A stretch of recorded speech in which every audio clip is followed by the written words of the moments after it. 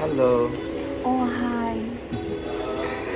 আমরা চিত্রনায়িকা অপু বিশ্বাসের ঈদ কাটবে এবার কাতারে। আজ কাতারের উদ্দেশ্যেই রওনা দিলেন চিত্রনায়িকা অপু বিশ্বাস।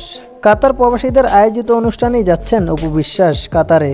তবে ছেলেকে অনেক মিস করবে অপু বিশ্বাস, এমনটাই জানালেন। ছেলেকে তার দাদুর বাসায় রেখে গিয়েছেন, বাবার সঙ্গেই কাটাবেন ঈদ। আবরান খান জয়। ফার্স্ট বলি ঈদ মোবারক, ঈদের অনেক শুভেচ্ছা। আর আমরা যাচ্ছি কাতারে একটি শোতে অ্যাটেন্ড করতে।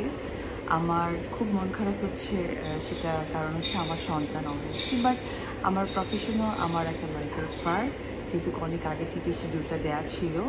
সো আমার কাছে মনে হয়েছে যে ঠিক আছে, কাতারে যারা প্রবাসী ভাই বোনেরা আছে তাদের জন্য আমি অপবিশ্বাস, সো আমাদের জন্য দোয়া শুধু অপু বিশ্বাসই যাচ্ছে না প্রবাসীদের আয়োজিত অনুষ্ঠানে কাতারে, সেখানে আরও অনেকেই যাচ্ছেন। নায়ক নায়িকা, গায়ক গায়িকা সবাই কিন্তু একসঙ্গে উপস্থিত হবেন সেইখানে। আরও অন্যান্য অনেক শিল্পী আছে, যেমন কনা আপু আছে, ইমরান আছে, আমাদের আখি আপা আছে, বেলাল মনিকা খান ভাই আছে, আছে। বেলাল খান ভাই আছে, পলাশ আছে।